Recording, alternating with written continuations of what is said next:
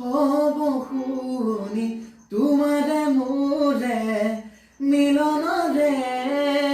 উঠৰে পাহি এধানি হাঁহি নোহোৱা হব বেদনা যে লোৱা সাৱতি মোৰ বুকুতে